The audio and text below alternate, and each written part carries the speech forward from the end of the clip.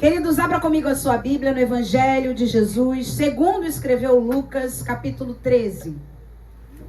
Evangelho de Jesus, segundo escreveu Lucas, no capítulo 13, do versículo 10 ao versículo 17. E o tema desta noite, a cura da mulher encurvada. Amém? A cura da mulher encurvada. E a Bíblia diz assim, Lucas 13, a partir do versículo 10. Ora, ensinava Jesus no sábado, numa das sinagogas. E veio ali uma mulher possessa de um espírito de enfermidade. Havia já 18 anos. Andava ela encurvada, sem de modo algum poder endireitar-se. Vendo a Jesus, chamou-a e disse-lhe: mulher, estás livre da tua enfermidade. E impondo-lhe as mãos, ela imediatamente se endireitou e dava glória a Deus. O chefe da sinagoga, indignado de ver que Jesus curava no sábado, disse à multidão: 6 dias há em que se deve trabalhar. Vinde, pois, nesses dias para serdes curados, e não no sábado. Disse-lhe, porém, o Senhor: hipócritas, cada um de vós não desprende da manjedoura no sábado o seu boi ou o seu jumento para levá-lo a beber? Por que motivo não se devia livrar deste cativeiro em dia de sábado esta filha de Abraão, a quem Satanás trazia presa há 18 anos? Tendo ele dito estas palavras, todos os seus adversários se envergonharam. Entretanto, o povo se alegrava por todos os gloriosos feitos que Jesus realizava. Só quem vai se irritar com a tua bênção é o inimigo. Eu começo pelo último versículo, mudando aqui totalmente o sistema que Deus já havia me dado. Eu quero te dizer, como diz o versículo 17, enquanto os adversários de Jesus se envergonharam, se irritaram, se levantaram, o povo se alegrava pelos gloriosos feitos de Jesus. Sempre que houver alegria na tua vida, os teus adversários vão ficar irritados, vão ficar envergonhados, vão se levantar. Por isso que nós recebemos geralmente uma grande bênção e logo depois vem uma grande luta. E nós falamos assim: Senhor, mas eu acabei de receber uma vitória. Como pode isso? O inimigo já está se levantando. Mas você não lembra que certa vez, uma história clássica da Bíblia, Jesus ressuscitou a Lázaro. E logo após a ressurreição de Lázaro, lembra o que aconteceu? Os judeus tentaram matar a Lázaro. Lázaro havia morrido de uma enfermidade, mas agora os próprios judeus se levantam para assassiná-lo num dia de um culto de ações de graças, porque após a ressurreição de Lázaro, Marta e Maria e Lázaro deram culto de ações de graças ao Senhor, mas intentaram matar a Lázaro. Não conseguiram, mas tentaram. O que estão tentando contra a tua vida, contra a minha vida, podem até tentar, mas não vão conseguir, em nome de Jesus. Porque enquanto nós nos alegrarmos, dando glória a Deus, o inimigo vai sendo envergonhado, como diz o versículo 17. Voltando então para o início do texto, Lucas 13, versículo 10, nós lemos assim: ora, ensinava Jesus quando, irmãos? No sábado. E onde? Nas sinagogas. Irmãos, alguns historiadores dizem que possivelmente Jesus estava fazendo como se fosse uma conferência. Então nós vamos observar nos evangelhos, Mateus, Marcos, Lucas, que ele passava em algumas cidades e sábado quem estava ensinando? Jesus. Porque ele estava com um propósito. Só que nós temos aqui duas situações muito complicadas para Jesus. Aliás, vamos usar uma palavra mais moderna. Uma situação muito desafiadora. Duas situações desafiadoras. A primeira era o sábado. Tudo que Jesus fazia no sábado dava problema. Por quê? Porque os judeus, os anciãos, os escribas, mestres da lei, os fariseus, gostavam de guardar o sábado. Eles gostavam de guardar o sábado e queriam que Jesus também o guardasse. Então, sábado, no ministério de Jesus, sempre foi um problema. Mas eu quero te dizer que Jesus nunca deixou de fazer o bem no sábado por causa de um problema. E isso nos ensina que nós precisamos parar de ficar dando desculpas para fazer o bem em qualquer dia, em qualquer situação, mesmo sabendo que nós vamos colher problemas, porque Jesus é o Senhor do sábado. Jesus é o Senhor do domingo. Jesus é o Senhor de segunda, de terça, de quarta, de quinta e de sexta. E eu quero te dar uma ótima notícia: em todos esses dias você vai passar por luta. Ninguém glorifica, né? É difícil, eu sei. Já estamos vivendo isso, né, irmãos? Mas desde quando luta e oposição é motivo para você não fazer o bem, não pregar o evangelho, não levantar as mãos e abençoar alguém? Jesus nunca parou por causa da perseguição. Outro assunto delicado para Jesus era a chamada sinagoga. Sinagoga não era um templo, como a gente conhece o templo lá em Israel, onde eram feitos sacrifícios. Sinagoga era um local de reunião. Tinha uma estante de livros, tinha um púlpito, mas também havia separação.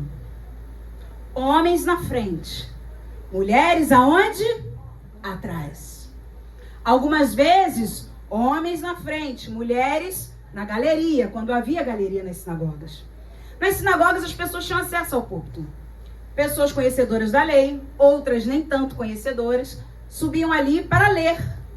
Ler a Torá, ler a lei, ler os profetas. Essa era a sinagoga. E dentro da sinagoga tinha todo tipo de gente. Até pessoas endemoniadas, como era o caso dessa mulher. Então você percebe que Jesus já começa esse milagre num momento bem desafiador, por causa dos legalistas. Mas isso não impediu Jesus de fazer milagres. Isso não impediu Jesus de pregar a palavra. Isso não impediu Jesus de cumprir o seu propósito. Qual é a desculpa que você e eu temos dado para cumprir o nosso propósito? Tem 2 semanas que eu estou discipulando a Madu às quartas-feiras. Ela vem tocar, a gente ensaia. Ela tem uma vida corrida, ela se prepara de forma oficial, profissional para concursos. Então ela tem professores que fazem esse acompanhamento com ela, mas ela colocou no seu coração que ela iria cumprir um propósito. E desde então, ela chega às quartas-feiras, a gente ensaia, a gente ora, a gente ministra, porque ela tem um propósito. E eu também tenho, discipulá-la. E Paty também entrou nessa, que também está ensaiando ela. Isso é propósito, irmãos. Luta você tem, Madu? E é só começar a colocar a mão no arado que você vai ver, parece que vai uma enxurrada. Só que certa vez, eu até contei isso para ela na quarta-feira, porque quarta-feira foi um desses dias para mim, eu não estava bem de saúde, e eu falei, gente, não tem condição de eu estar hoje lá na quarta-feira. Não vai ter como, eu não vou dar conta. E isso foi, eu marquei para ela 6h45, às 6 horas eu estava em cima da cama, passando mal, dizendo, eu não vou dar conta. Às 6h02, eu tenho que dar conta. Jesus vai comigo, eu estou com um propósito de discipular Madu. Senhor, me ajuda nessa hora. Irmãos, levantei, me arrumei. Você acha que eu vim passando bem? Não, eu vim passando mal. Porém, Deus me fez ficar aqui até o final do culto, sustentada pela sua presença. Porque quando nós temos um propósito, o sábado, a sinagoga, os escribas não podem nos parar. E eu falei para ela na quarta-feira, Madu, quando eu e pastor João começamos o trabalho de capelania no Cardoso Fontes, por aproximadamente uns 5 meses, era dia de capelania, era dia da Ana Clara ficar doente. E ela não ficava doente. Era raro a Ana Clara ficar doente. Mas quando a gente ia para a capelania, ligavam da escola, que ela estava passando mal, e tudo de repente. Até que um dia, eu fiz uma oração. E essa oração foi assim: Satanás, você pode fazer o que você quiser. Nós não vamos parar esta obra em nome de Jesus. Fez assim, ó. Nunca mais ela teve nenhuma dificuldade na saúde. O diabo, irmãos, eu aprendi algo com o Senhor e com a Bíblia. Resistir. Com o diabo tem que ter resistência. Resistir ao diabo para ele fugir de você. Não adianta você pedir, Deus, me dá força contra o diabo. Não, pede resistência. Pede resistência, porque força, irmãos. Um guerreiro muito forte, ele não vai muito longe. Mas um guerreiro resistente, ele vai. Resistência nos dá capacidade para que o diabo corra, fuja, suma das nossas vidas. Em nome de Jesus. E o que eu acho lindo é que você sabe que os judeus usavam o sábado para descansar. Jesus usava o sábado para dar descanso. Enquanto os judeus pegavam o sábado e diziam, não podemos fazer nada. O Shabat, irmãos, dos judeus começava na sexta-feira às 18 horas. Terminava no sábado às 18 horas. A maioria dos irmãos sabem que eu ia fazer uma viagem a Israel em outubro de 23, eu acho. Quando estourou a guerra. Eu ganhei a viagem. Patrocinar, não conheço a pessoa que me deu. Nunca vi na vida. O João já até viu uma vez, mas eu nunca vi. A pessoa me deu a viagem e falou, vai... Me paga como puder. Falei, uma viagem dessa eu vou te pagar em 1000 anos, não tem problema. Você vai pagar como puder. Mas ali eu vi a mão de Deus. Eu tirei meu passaporte, estava tudo certo. Eu ia com a pastora Naira Pedrini, os irmãos devem conhecer. A guerra estourou, eu não fui para Israel. Mas antes de ir para Israel, eu passei ali uns 6 meses me preparando, estudando mais, para saber como as coisas funcionavam lá. Até hoje, se você está em Israel, quando dá sexta-feira, 18 horas, é como se fosse domingo. Tudo fecha. Você não tem acesso a mais nada. Isso dura até sábado às 18 horas, quando acaba o Shabat. Vocês devem ter visto muito essa palavra no The Chosen, o Shabat. Estão preparando o Shabat, viu? E ali, eles então retomam as suas atividades no sábado, depois das 18 horas.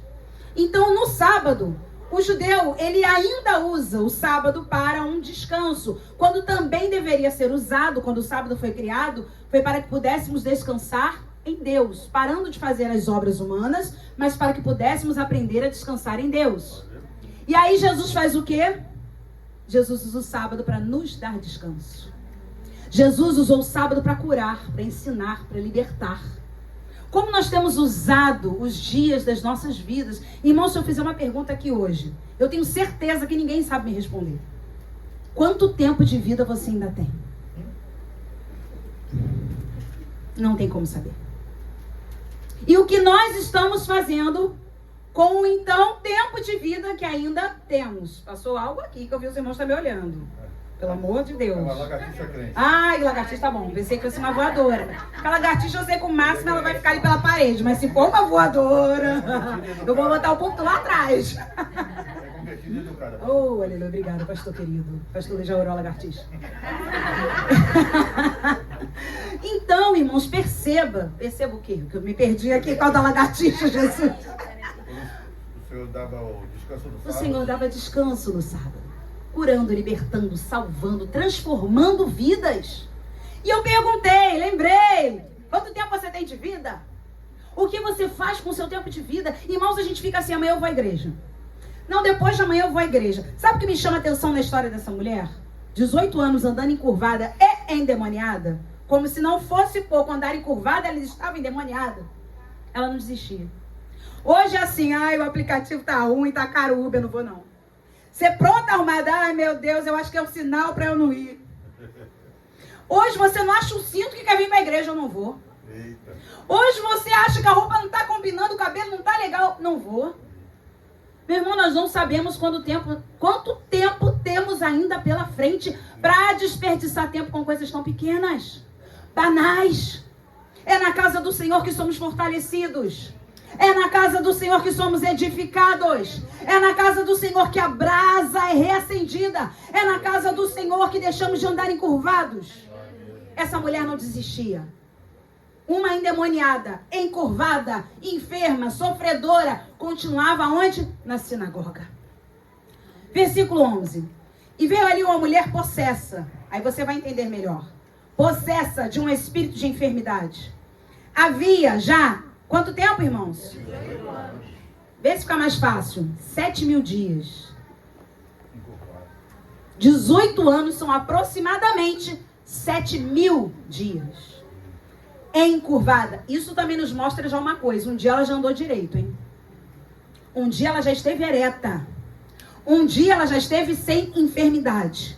Ela estava ali com esse espírito de enfermidade há 18 anos. Andava ela encurvada, sem de modo algum poder endireitar-se. Eu quero te dizer que essa mulher não está doente. Ela está possuída por um espírito de enfermidade que a mantinha doente. Vocês conseguem perceber a diferença? Porque uma coisa é você estar doente. Quem sente dores aí? Quase a igreja toda, né? Só o irmão Eliseu que não. Graças a Deus ele não levantou. O irmão Eliseu está nos dando um banho. Porque, irmãos, cada dia é uma, né? É o dedinho do pé. A Kelly chegou outro dia aqui, tá um dia puxando para falei, Kelly, minha filha, o que houve? Encravada. Falei, Jesus. Mas ela veio. Foi discipulado. Ela veio. Tava ela aqui. Não estava encurvada, mas o pé puxando. Irmãos, nós temos doenças. Nós temos enfermidades. Mas nós não estamos possuídos de um espírito de enfermidade que nos mantém doentes. Que é a diferença dessa mulher. Eram 7.000 dias olhando para baixo. Oprimida. Sem esperança. Como é que o diabo gosta de ver a gente? Olhando para baixo. Oprimido, sem esperança, porque o Salmo 121, versículos 1 e 2 diz assim: eleva os olhos para os montes, de onde me virá o socorro? O meu socorro vem do Senhor, que fez os céus e a terra. Mas o diabo quer que você ande assim. Não tem como elevar os olhos para os montes, não tem como saber de onde vem o meu socorro, porque eu ando encurvada. A intenção do inimigo era manter esta mulher encurvada. O final do versículo 11 diz que sem de modo algum poder endireitar-se. Acompanhou comigo? Final do versículo 11. Sem de modo algum poder endireitar-se. Isso nos mostra que ela tentava, por conta própria, se aprumar. Ela tentava. Porque a Bíblia diz que ela não conseguia. Mas ela tentava. E por que ela não conseguia? Meu irmão, começa a perceber. Hoje é a noite do Senhor nos libertar. Você que está assistindo pelo YouTube, comece a perceber se tem coisas na sua vida que você tenta e o negócio não se endireita. É espiritual. Porque o apóstolo Paulo diz assim, depois de ser picado por serpente, depois de passar pelos leões, depois de passar por naufrágio, ele diz assim, tudo posso naquele que me fortalece. As pessoas usam esse versículo como, ninguém vai poder me combater, eu sou forte demais, porque tudo... Não é nada disso. Paulo falou isso depois de dizer todas as mazelas que ele passou. Estive na pobreza, estive na riqueza, passei fome, estive farto, tudo posso naquele que me fortalece. Essa história eu não vou dar conta que nem eu, às 6:02 vou dar conta. Sim, é o tudo posso naquele que me fortalece. Então essa mulher tentou se endireitar. Por conta própria, de forma humana, com ajuda humana. Talvez alguém tenha falado assim, peraí, se você virar assim, peraí, se você começar a fazer fisioterapia, peraí, se você começar a tomar canela de velho, porque sempre alguém conhece um chá bom, né? Se aparece com o negócio, vão começar. Tem canela de velho, tem ômega 3, tem ômega 6, tem um que anuncia na Melodia que diz que cura todas as dores. Tu já ouviu? Sempre anuncia lá, é aquele que vai resolver todos os problemas. Tudo isso ela tentou. Utilizou recursos humanos, médicos, remédios, terapias, mas o caso era espiritual. E eu quero te dizer nessa noite que problemas espirituais são resolvidos de forma espiritual. Abra comigo a sua Bíblia em 1 Coríntios 2,14. Deixa marcadinho aí em Lucas, para você não se perder, porque a gente volta rápido. E abra lá em 1 Coríntios, capítulo 2, versículo 14. Nossa, ô lagartixa, hein? Será que ela era mulher encurvada? Não, não tá mais aqui não, porque ela me tirou aqui da... Oh, meu Deus, eu vi só porque eu tenho essa percepção, né? Eu tô aqui, mas eu tô percebendo tudo que tá acontecendo. Eu só vi um negócio passando, né? Mas ela já foi repreendida em nome de Jesus. 1 Coríntios, capítulo 2, versículo 14... O apóstolo Paulo faz um alerta sobre isso. Irmãos, eu vou falar para você, enquanto a gente está aqui, tem mundo espiritual se movendo, você sabe, né? Enquanto a gente está aqui, tem coisa acontecendo. Diz assim, 1 Coríntios 2,14. Ora, o homem natural não aceita as coisas do Espírito de Deus, porque eles são loucura. E não pode entendê-las, porque elas se discernem espiritualmente. Chega pra alguém e fala assim, esse problema aqui no trabalho é espiritual. Tá louco, tudo pra você é espiritual. Esse é o problema de saúde? É espiritual. Que é isso? Como tudo é espiritual. Irmãos, todos os nossos problemas começam a ser resolvidos no mundo espiritual. Por isso que a Bíblia fala, orai sem cessar. Nós não podemos dar brecha. Vai trabalhar, ore. Vai estudar, ore. Vai sair de casa, ore. Vai dormir, ore. Quantidade de gente que está morrendo enquanto dorme é grande. Às vezes eu vou ajoelhar e falo, Senhor, pode ser minha última oração, minha última noite. Tem misericórdia de mim, perdoa os meus pecados, as minhas falhas. Se eu for embora nessa madrugada, Senhor, eu quero ir para o céu. Porque é o que mais está acontecendo, irmãos. Depois de 2020, que a gente mais vê é isso. Pessoas que, de repente, estão morrendo. Na verdade, sempre existiu. Mas a gente começou a ficar mais atento a essas questões. E aí, nós começamos a olhar para o texto de Paulo e vemos que Paulo nos dá essa dica. Resolva as coisas espirituais, de forma espiritual. Agora, o homem natural é aquele que não é crente. Ele não vai entender isso, mas você que é crente entende. Você acha que Jó ia ter a capacidade de, no mesmo dia que perdeu todos os seus bens, todos os seus animais, todos os seus filhos, dizer, o Senhor deu, mas foi o Senhor quem tomou, bendito seja o nome do Senhor. Sem ter Bíblia, sem ter apóstolo Paulo. Jó pôde declarar que tudo que aconteceu na vida dele era o quê? Espiritual. Você consegue compreender isso? É espiritual. Não é nada normal, não, irmãos. Ah, porque foi na força do meu braço. Você não sabe quantos serões eu fiz para conseguir essa casa. Ah, você não imagina quanto que eu ralei para conseguir esse carro. Meu irmão, tudo vem do Senhor e volta para Ele. É tudo espiritual. Voltando para o texto de Lucas, capítulo 13. Lucas 13. Achei que ninguém tinha visto hoje, irmão. Mas se vira lagartixa, não vão ver água de Moriá? Ah, melhor? Não tem outro igual? Não pode faltar. Lucas, voltando para Lucas 13. Versículo 12. Então nós temos que começar a orar. Tem uma situação muito travada na sua vida, muito encurvada? Vai orar, vai jejuar. Pede ajuda aos pastores. Às vezes são coisas simples, irmãos. E as portas não se abrem. Às vezes é um exame que você está tentando marcar, desmarca. Comece a orar e fala, Satanás, em nome de Jesus. Se é você que está travando, sai agora em nome de Jesus. Mas, Senhor, se é o Senhor, eu aceito. Ore. O versículo 12, então, de Lucas 13, diz assim. Vendo a Jesus, chamou-a e disse-lhe, mulher, estás livre da tua enfermidade. E aqui nós temos algumas chaves que o Senhor vai nos entregar nessa noite. Em primeiro lugar, Jesus viu a mulher na sinagoga. Lembra que eu falei no início? As mulheres sentavam aonde? Lá atrás. Ou lá na galeria. Jesus viu a mulher. Irmãos, eu entendo que em alguns lugares, por questão de costume, porque isso não é doutrina, mulheres sentam de um lado, homens do outro. Mas eu quero te dizer que Jesus chegou bagunçando isso tudo, dizendo, eu quero todo mundo junto.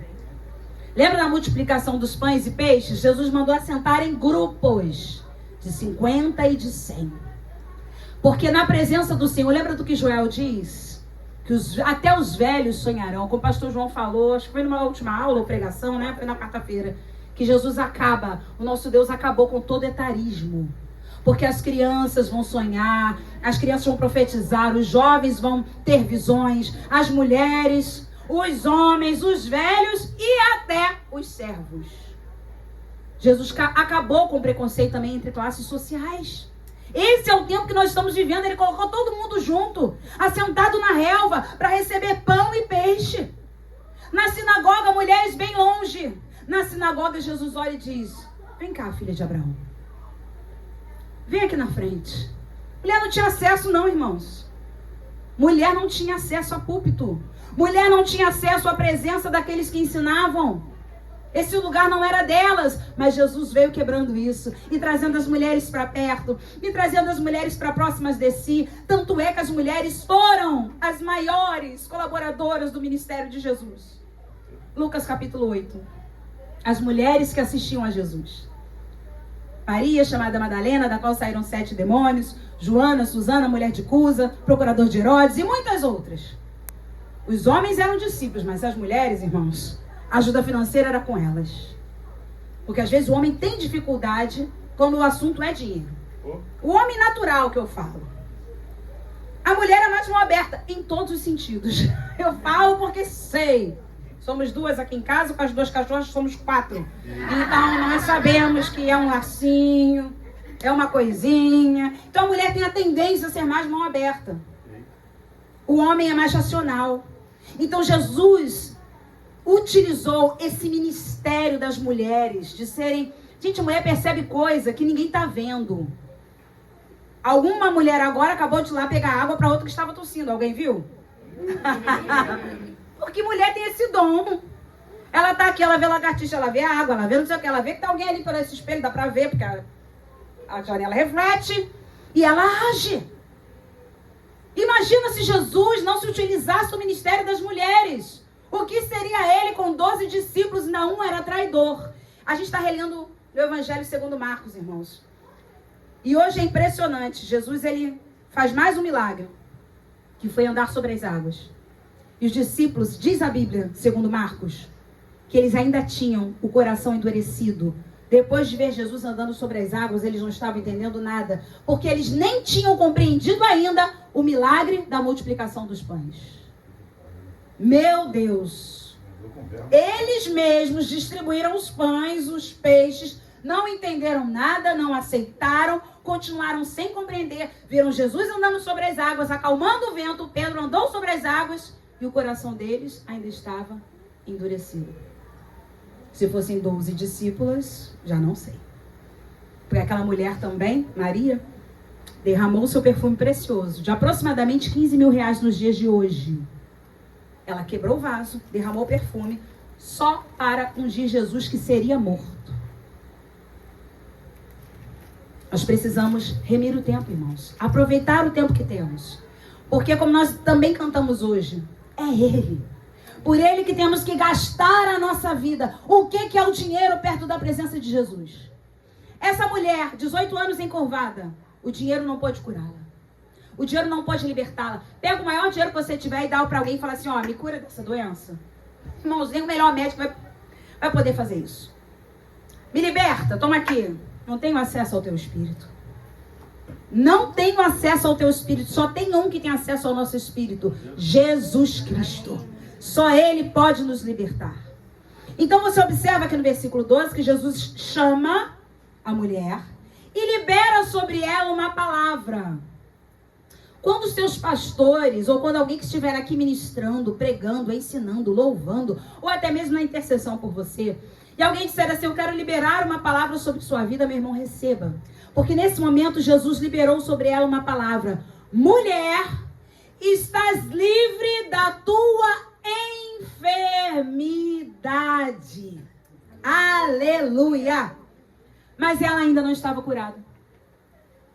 E eu estudando, eu falei, meu Deus, espera aí. Jesus falou que ela estava livre da enfermidade, mas ela não se endireitou. O Espírito Santo de Deus me mostrou algo aqui, irmãos. A palavra liberada te autoriza a andar novamente, a ter a cura. Então você recebe, através da palavra, a autorização. Você tem direito à cura. Você tem direito à libertação. Você tem direito à provisão. Você tem direito a um casamento restaurado. Você tem direito. É uma autorização. Aí você vai entender o versículo 13. Que diz assim. E impondo-lhe as mãos, ela imediatamente se endireitou e dava glória a Deus. A palavra autoriza, mas o toque habilita. Quando a palavra está sendo pregada na sua igreja, ou no culto na sua casa, quando a palavra é ministrada, você está recebendo uma autorização para ser curado, para ser liberto, para ser salvo. Mas quando Jesus te toca, Ele está te habilitando para que você seja curado, para que você seja liberto, para que você seja salvo. Aquela mulher agora recebeu o toque de Jesus, era Jesus falando, pode andar direito. Na minha palavra eu disse, você está livre. Agora, anda. Anda. Anda normalmente. Endireite-se. Receba sempre a palavra de Deus com alegria, porque ela vai te autorizar. Irmãos, para você entender melhor, porque eu fui e voltei nesse texto, eu ainda estava até perto de 4 horas debruçada sobre ele. Perceba, quantos aqui tem mais de 18 anos? Pode se entregar. Quantos aqui tem mais de 18 anos? Menos o irmão Eliseu de novo. Ô, glória. Ele está intacto, esse homem. Não sente dores, tem menos de 18 anos. Ele já está no óleo e no azeite. Já está ali com o corpo glorificado. Experimentando o que é o corpo glorificado. Olha que benção, irmãos. Quem tem mais de 18 anos está autorizado a dirigir, mas está habilitado? Quando você faz autoescola, você recebe uma habilitação. Porque antes você era só autorizado, mas agora você está habilitado. Assim é a nossa vida. Quando a palavra é ensinada, quando a palavra é pregada, tem coisas acontecendo no mundo espiritual. Jesus está te autorizando a viver o milagre. Mas quando você, através do toque de Jesus, através da sua fé, você recebe o toque de Jesus, você agora está habilitado a viver um novo tempo. Aleluia! Essa mulher precisava do toque de Jesus. Vamos pensar comigo, irmãos? Era possível que após a palavra liberada lá no versículo 12, essa mulher voltasse para casa, continuasse os tratamentos e começaria a melhorar, certo? Porque ela tinha recebido a autorização. Mulher, estás livre da tua enfermidade. Então agora o que o médico passou ia melhorar, a canela de velho ia melhorar, agora a terapia ia melhorar. A fisioterapia ia começar a melhorar. Por quê? Porque como o problema dela era espiritual, tudo que era humano não resolvia. Por exemplo, você está resfriado, você toma lá o Cimegripe, sem fazer propaganda nem publi, bem que podia receber por isso, mas você toma o tal do Cimegripe, você se sente um pouco melhor. Para alguns, outros dizem que é igual água. Você está com dor de cabeça, você toma dipirona. Para alguns, para outros nem tanto. E resolve. Mas se for espiritual, não vai resolver. Se for espiritual, não vai resolver. Uma vez, irmãos, eu lembro que eu estava com uma dor de cabeça, mas eu fui pro culto. Foi a primeira vez que eu recebi um milagre instantâneo do Senhor. E era um culto de oração. Eu me ajoelhei, orei e falei, Senhor, eu não estou aguentando essa dor de cabeça, me cura. Irmãos, eu senti assim, ó, puf, porque aquela dor de cabeça era espiritual. Jesus me curou naquele momento. Então a gente tem que começar a perceber isso. A palavra é liberada, você está recebendo autorização. O toque de Jesus vai fazer com que você seja na hora curado. Porque então, se ela não recebe o toque de Jesus, agora o tratamento humano ia começar a fazer efeito. Mas como Jesus começa a boa obra e completa, como diz lá em Filipenses capítulo 1, versículo 6, estou bem certo que aquele que começou a boa obra é fiel para completá-la até o dia de Cristo Jesus. O Deus de obras completas. Meu Deus do céu. Jesus falou, eu não vou só liberar a palavra, não. Eu vou mostrar aqui nessa sinagoga, dia de sábado, que eu tenho autoridade e poder. Autoridade para liberar a palavra e poder para levantá-la. Eu vou tocá-la. Eu vou tocá-la. Meu Deus. Seguindo aí o versículo 14. Aliás, ficando aqui no 13, a parte B do 13. Ela imediatamente se endireitou e dava o quê, irmãos? Glória a Deus. Tu imagina, se mulher na sinagoga já não era muito bem-vinda, imagina uma mulher curada na sinagoga em dia de sábado, pastor. Glória a Deus! Glória a Deus! Você sabe que glória contamina, não sabe? Contagia. Tá todo mundo quieto no louvor. Aí começa o pastor Luiz, oh! Basta o oh dele, não sei se vocês percebem. Se ele falar oh, aleluia, você já vai engrenar também. Aí você fala, glória a Deus. Aí começa alguém lá de trás, geralmente quando a Aline do Fabiano tá aí, a Isabela, você começa a ouvir alguém lá atrás, aleluia! Aí você começa, Jesus, tu está nesse lugar. Irmãos, pega. Então, aquela mulher começou a glorificar e começou todo mundo também a glorificar. Aí imagina a bagunça, entre aspas, santa que ficou a sinagoga. Lugar cheio de regras, porque o que mais nós vemos nos dias de hoje, irmãos, são regras. A glória de Deus vindo do fundo da igreja. Exatamente. O que mais nós vemos nos dias de hoje são homens estabelecendo regras. Não chegou na hora do louvor? Banco. O quê? Você estava escalado na área infantil, esqueceu de dar aula? Banco. Vai sentar um pouquinho, vai pensar. Irmãos, os pastores às vezes estão achando que são donos das ovelhas e tratando mesmo como criança. Coisa que a pessoa nunca viveu em casa e começa a viver muitas vezes dentro de uma igreja, dentro de uma sinagoga. Castigo. E o castigo é pra quê? Pra gente pensar. Meu pai me colocava de castigo, ele está assistindo e meu pai era ótimo. Já falei pra vocês, no Clube do Livro, eu sempre abro aqui um pouquinho da minha história, que meu pai não batia na gente. Ele só falava assim, pega o caderno. Por isso que eu faço pregação à mão até hoje, viu, pai? A culpa é sua. Eu não consigo usar tablet, celular, Porque o castigo do meu pai era fazer cópia. Vai lá, pega o jornal. Tira a parte de televisão, novela, essas coisas todas que vocês gostavam de ver. Tira isso tudo. Começa a copiar esporte e política. Ai, irmãos. Eu e Sandra, a parte não pegou muito isso não. Mas a gente... E era assim, fica aí até eu esquecer de você. Irmãos, isso era 3, 4 horas fazendo cópia. A caçula se deu bem, né? A caçula se deu melhorzinho. E a gente ficava lá. Ia copiar. Até que um dia a gente descobriu uma tática perfeita. Quando ele vira as costas, a gente pega a cópia velha. Finge que tá copiando. Caneta na mão, cópia velha aqui. Aí a gente ficava conversando, rindo, explicando coisa de criança. Ele chegava. Até que um dia ele desconfiou e passou a rubricar todas as nossas cópias. Muito sábio, né? Tô desconfiando, vocês já mostraram essa cópia aqui. Não, nunca! Essa é nova. Aí ele, então tá bom, vou começar a rubricar a cópia de vocês. O homem já tinha a ponta de discernimento. Já tinha, irmãos, já tinha. E aí a nossa trama foi por água abaixo. O que eu quero te dizer aqui, que a disciplina, ela precisa te ensinar alguma coisa. E não te punir. O que meu pai fazia com isso? Parem de fazer besteira, que vocês não vão ser disciplinadas. Parem de correr pela casa. Irmãos, uma vez eu corri pela casa.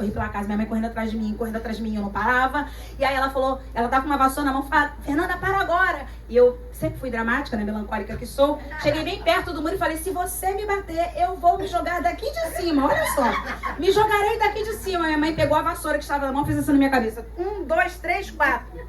Abri a boca a chorar, entrei. Claro que não me joguei coisa nenhuma. Minha estratégia também não funcionou. E cadê que eu passei a correr em volta da casa até, né, cansar os meus pais. O amor de Jesus nos disciplina para que nós possamos mudar de vida. Então a sinagoga foi toda desconstruída naquele dia. As leis humanas foram todas desconstruídas naquele dia. Sabe por quê? Porque o pastor estava lá? Não. Porque o diácono estava lá? Não. Porque o levita estava lá? Não. Porque Jesus estava lá. Aleluia. Irmãos, agora tem uma coisa aqui que eu vi com essa mulher também. Além de dar glória a Deus, eu pensei, ela se acostumou a andar encurvada. 18 anos. Talvez o primeiro dia, o nome dessa doença que essa mulher tinha, para a medicina, é fusão vertebral na coluna. Eu já conheci uma mulher assim, era nossa vizinha, quando eu era criança. Ela morava lá em cima, no final da rua. E ela andava exatamente assim. Essa mulher não foi do dia para a noite que ela começou a andar assim. Um dia ela sentiu uma dor na coluna, no outro dia também. E você sabe que nós somos ótimos para dar jeitinho. Começou a doer aqui, você anda assim. Aí vai começar a doer lá de cá, você vai andar assim. Aí vai começar a doer mais, você vai andar assim. E foi, até que ela só começou a andar assim. Apesar de ser uma doença espiritual, não começou de uma hora para outra. Então essa mulher se acostumou a andar encurvada. E quantas vezes nos acostumamos a andar encurvados? Um dia, quando fomos salvos pelo Senhor, ficamos eretos. Ai, Jesus, obrigado. Eu andava encurvada, mas agora eu estou olhando para Ti. E aí, irmãos, começamos a ficar religiosos. E a gente começa a fazer isso. Ó. Vê se não é assim. 18 anos. Porque a Bíblia diz que ela era filha de Abraão. Fazia parte do povo de Deus. Mas ela se acostumou a andar pela metade. Sabe o que isso me ensina? Quantas vezes nós somos meio crentes e nos acostumamos. Quantas vezes somos meio felizes. Você já viveu isso? Quantas vezes somos até meio casados? Meio pais. Quantas vezes a gente está andando pela metade e não está percebendo? Meio discípulos. Meio. Se tiver uma festa ali, eu vou. Vou e vou me acabar. Ali eu não sou crente. Depois eu volto, me arrependo, peço perdão ao Senhor. Isso é andar encurvado. E se acostumar com isso. Quantas vezes as pessoas estão andando, irmãos, encurvados, sem fazer devocional, sem ler Bíblia, sem ouvir um louvor. Só vivem pelo seu dia a dia. Olha, hoje eu ouvi o pastor Jonatas Leone, ele trouxe algo impressionante. 3 estratégias que o inimigo usa para nos desfocar, mas eu só vou falar de uma. Quando o faraó quis oprimir o povo de Israel, ele aumentou a carga de trabalho do povo. O que está acontecendo com a nossa geração? A carga de trabalho está sendo aumentada por nós mesmos. Porque só um salário não dá, tem que ter 2, tem que ter complemento, tem que fazer isso, mas também tem que fazer aquilo, porque eu quero ter o carro, a casa. Irmãos, antes nós éramos satisfeitos com tudo. Nós tínhamos um ventilador lá em casa, para 3. E você sabe que no calor de Rio de Janeiro, com o ventilador também não era um ar, né? Também não era. Era aqueles de ferro, vocês lembram? Aquele que juntava uma poeira naquelas hélices de ferro, que cortava até o dedo se você colocasse o dedo ali. E a gente se acostumava. Um ventilador, tec, girando para poder pegar 3. Hoje o ar tá ligado e a gente está murmurando. Hoje você tem tantos benefícios, mas você está murmurando. Porque estamos nos acostumando a viver somente com as coisas boas. E para isso, a carga de trabalho está sendo aumentada. Essa foi uma estratégia de Faraó para oprimir e parar o povo de Deus. Então, igreja, é tempo da gente acordar. Ah, eu vou dobrar hoje, eu quero mais dinheiro, eu preciso dobrar porque meu boleto não está batendo. Não está batendo por quê? Se for só aluguel, comida, uma coisa básica, tudo bem. Mas o que tem lá no seu cartão de crédito, na sua fatura? Comer fora 7 vezes na semana. Sapato 2 vezes na semana. Roupa 5 vezes na semana. Telefone novo 1 vez no ano.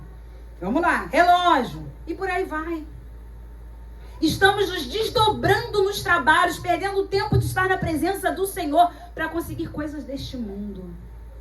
Aí, irmãos, no dia da despedida, o caixão fecha. Você levou o iPhone? Você levou joia?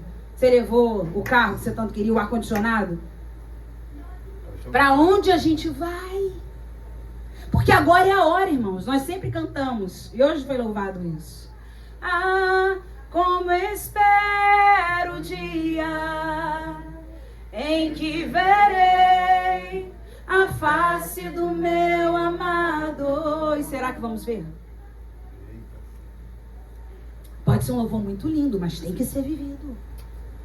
Para você dizer, eu estou esperando muito, tem gente falando, Jesus me leva. Isso não foi ele que foi te levar. Louco, essa noite pedirão a tua alma. E o que tens preparado, para quem será? Irmãos, a coisa é muito séria.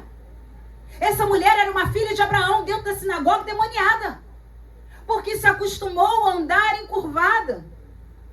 Nós vamos dando jeitinho para continuar andando nas sinagogas.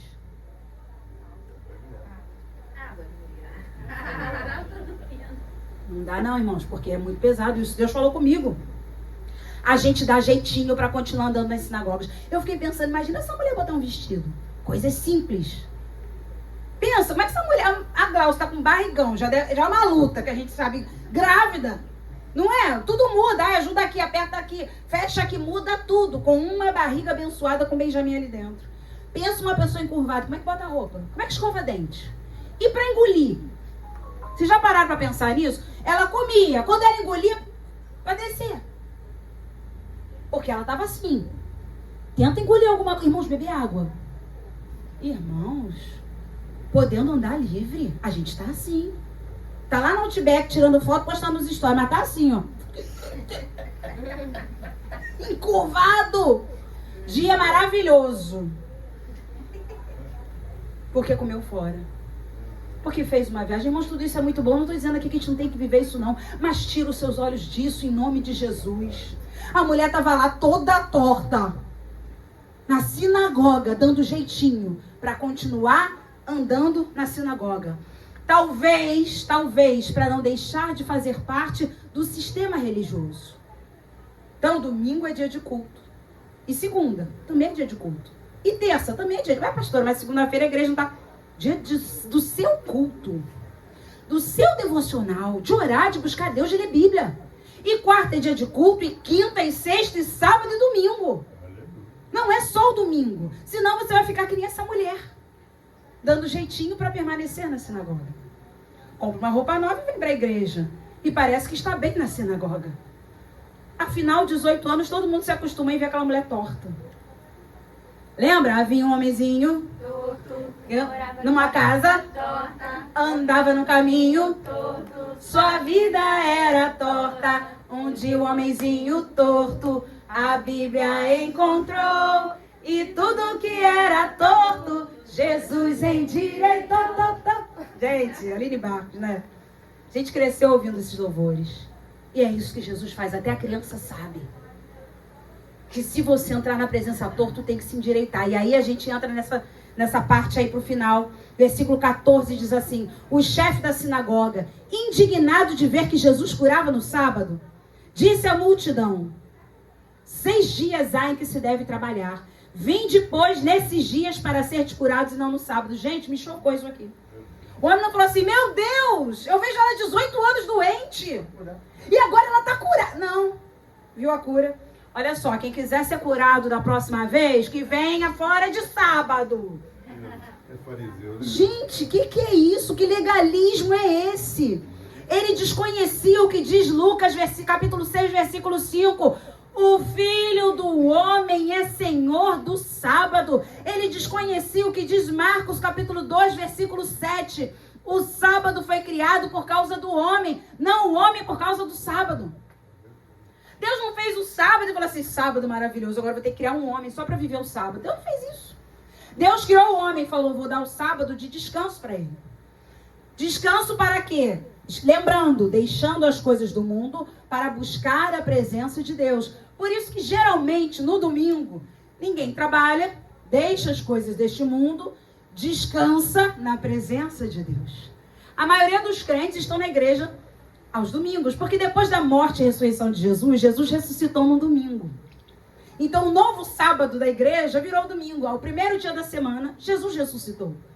Então o domingo, e aí também entraram as leis humanas, é um dia propício para não trabalhar, mas buscar a presença de Deus. Não dizer: hoje eu não trabalho, não faço nada, nem leio Bíblia. Estou de folga. Irmãos, não tira a folga da Bíblia, não. Não tira a folga da presença de Deus. Não tira a folga da oração. Não tira folga, não tira folga, não tira folga, porque o diabo não dá descanso. Ele não para. Nós precisamos estar preparados. Aleluia, aleluia. Então o sábado foi criado por causa do homem. E aquele homem, chefe da sinagoga, mas olha só, vamos também desconstruir uma coisa aqui. Não olha para o chefe da sinagoga como pastor Luiz, pastor João, pastora Fernanda, são chefes da sinagoga. Não. Qualquer religioso, qualquer um que queira mais seguir as leis, e isso independe de ser pastor, diácono, adorador, músico, não importa. Qualquer pessoa que queira mais viver as leis do que viver na presença do Senhor de verdade pode se tornar um chefe da sinagoga que não consegue se alegrar com a vitória de ninguém. Entra também um espírito de inveja. Ele viu Jesus falando e curando. Quantas vezes ele esteve falando e nada aconteceu?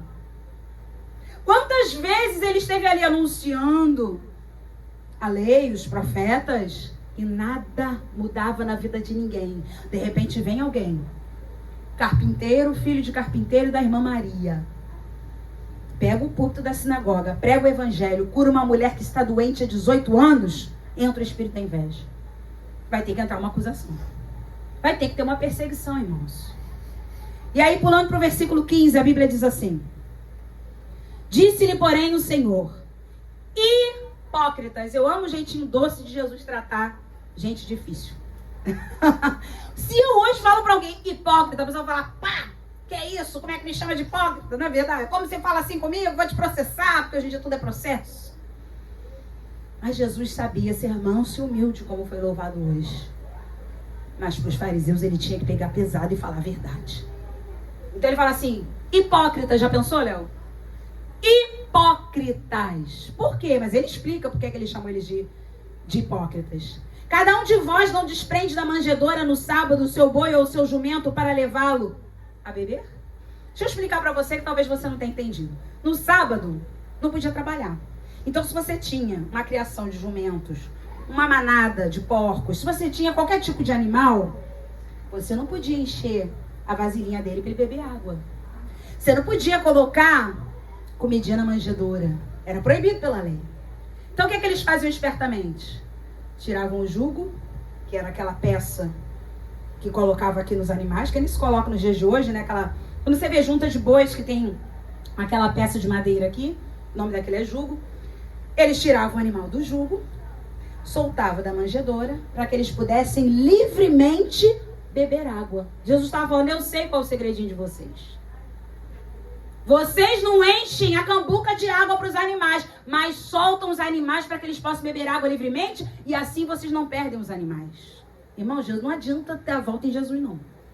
Esse negócio de eu não vou à igreja hoje. Jesus sabe, olha, uma coisa dura que os crentes falam. Jesus sabe do meu coração, isso não te dá medo, não? Tem que me secar, porque não é possível. Tu não tem medo disso, não. Só Deus pode me julgar. Misericórdia! E você não tem pavor desta frase? Porque realmente Ele vai julgar. E Ele vai julgar. As pessoas falam isso como se estivesse livrando, se eximindo de culpa. Pode falar, Deus sabe do meu coração. E sabe mesmo. Porque Ele sonda coração e mente. Então, o discurso do chefe da sinagoga não pegou Jesus. Eu não sei o que vocês fazem. Isso também é errado. Vocês não querem perder o animal. O que eu fiz hoje? Eu peguei essa mulher, tirei o jugo que estava sobre ela e deixei ela ir livremente beber a água da vida. E aí, irmãos, o que fala diante disso? Não fala. O que faz diante disso? Não faz. Fica com a cara grande, desculpa, mas é assim que fica. A gente fica, irmãos. Porque a gente é cheio de regrinha, cheio de desculpinha, cheio de coisa para tentar enganar Jesus. Eles tiravam o jugo do animal para eles beberem água livremente. Igual, foi o que eu fiz também. O jugo deixava ela como? Encurvada. Mateus capítulo 11, versículo 28. Vinde a mim, todos vós que estáis cansados, oprimidos, sobrecarregados, e eu vos aliviarei. Tomai sobre vós o meu jugo. E aprendei de mim, porque sou manso e humilde de coração. O meu jugo é suave, o meu fardo é leve. Não pesa, irmãos. Então ele pega e fala assim, mulher, o jugo dos fariseus eu tiro. O jugo dos escribas eu tiro. O jugo de Satanás eu tiro. Vai beber água sozinha. Vai pegar da fonte. Aleluia. Eu sou a fonte. Aleluia. Você pode glorificar o Senhor. Aleluia. Glória a Deus. O Senhor é maravilhoso, irmãos. E hoje Ele está tirando o jugo da gente. Porque essa palavra é para você, essa palavra é para mim. Essa palavra, eu acho que foi o pastor João também que falou quarta-feira. Não sei se foi ele que falou, mas enfim. Ou foi na terça, né, do discipulado, já não me lembro. Mas a palavra que você falou assim essa palavra é para minha mulher que não está aqui. Essa palavra é para o meu marido que não está aqui. Essa palavra é para o meu filho que não está aqui. Não, essa palavra é para mim, é para você. Poxa, foi quarta, né? Bom de estar aqui hoje era fulano. Logo hoje fulano não veio. Irmão, essa palavra é para você. Deus te trouxe hoje. Hoje Deus está fazendo assim. Eu tiro o teu jugo. Eu te liberto. Vai agora, levanta a sua cabeça e vai beber água sozinho. Porque observe que a mulher era como um boi. Que depois que o jugo é colocado, ele só olha para baixo. Os cavalos, irmãos. Maldade que fazem com os cavalinhos. Coloca aquele tapa-olhos neles, né? Para eles não olharem para um lado e para o outro, só para frente. Jesus vem tirando tudo isso. O diabo que coloca essas coisas na nossa cabeça, na nossa mente. Jesus nos liberta e nos diz, vai beber a sua água. Vai buscar água agora sem medo. Aleluia! Aleluia! Quando a lei esbarrava em interesses próprios, ela era anulada. Coisa engraçada isso, né? Bem parecido com o que a gente vê com alguns líderes religiosos nos dias de hoje. Quando a lei esbarra nos seus interesses próprios, aí é outra história. Pode isso, pode aquilo. Não, mas isso aí é diferente. Aqui, não, isso aí é comigo. Aí Deus me deu essa... Outra coisa, irmãos. As pessoas se escondem também atrás da seguinte frase. Deus me deu essa direção. O que você fala? A pessoa está fechando a porta para você falar qualquer coisa. Foi Deus que me falou para fazer assim. Ninguém pode falar mais nada. Então, quando a lei esbarrava nos seus interesses próprios, a lei era anulada por eles mesmos. Versículo 16, para a gente finalizar, diz assim. Hoje foi um pouquinho atrasado, mas tá bom. Foi só um pouquinho, né? Foi né? Versículo 16. Por que motivo não se devia livrar deste cativeiro em dia de sábado esta filha de Abraão, a quem Satanás trazia presa há 18 anos? Olha a causa espiritual aí. E eu percebo que tem muito filho de Abraão, leia-se, filho de Deus, vivendo como escravo de Satanás. Quantas pessoas dizendo, eu sou livre. Eu sou livre, dia de ceia, mas não é. Está presa à pornografia. Está preso ao vício do cigarro. Está preso ao vício da bebida. Está preso ao vício da série. Porque, irmãos, hoje em dia tudo vicia. Aliás, tudo que passa do ponto é vício. Não vivo sem chiclete, meu irmão. Não, de Jesus. Fala, Jesus, eu não vou comer chiclete. Acabou. Não vivo sem minha coquinha. Ainda bota no diminutivo para ser uma coisa bem afetiva. Não vivo sem minha coquinha. Meu cafezinho. Você não vive sem Jesus. Não vivo sem meu docinho. Não vivo. Vive sim. Ah, vive, irmãos. Comece a fazer um propósito com Deus para ver se você não vive. Não vivo sem celular, vive. Vive sim. A gente viveu até 1900 e não 2000, né? 2000 e pouquinho, enfim. A gente viveu bastante tempo sem celular. E hoje o vício é tão grande que você já acorda assim, com a mão assim, ó. Como pode? Procurando ele. E o pior, às vezes ainda tem gente que faz isso aqui. Bate travesseiro. As ondas eletromagnéticas entrando no seu cérebro, igreja. Que é isso? Celular escondido e bate travesseiro. Porque vai dando sono, aí ele vai caindo no seu rosto, você vai enfiar ali, que é mais fácil. Quando acorda, a primeira coisa que faz é pegar. Seja livre deste cativeiro. Em nome de Jesus. Jesus libertou aquela mulher. Irmãos, eu imagino quando ela ficou curada. Ih, gente, o dia tá azul. Ih, gente, o dia tá chuvoso. Ih, tem flor. Irmãos, ela começou a ver o que antes ela não via.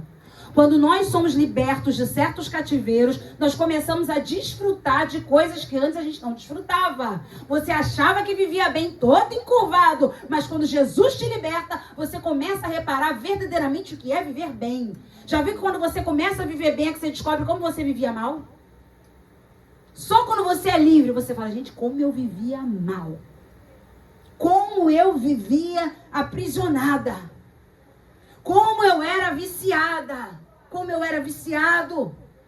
Então tem muito filho de Deus que vive como escravo de Satanás. Precisam ser libertos por Jesus de seus cativeiros. Irmãos, o pastor não vai tirar do cativeiro.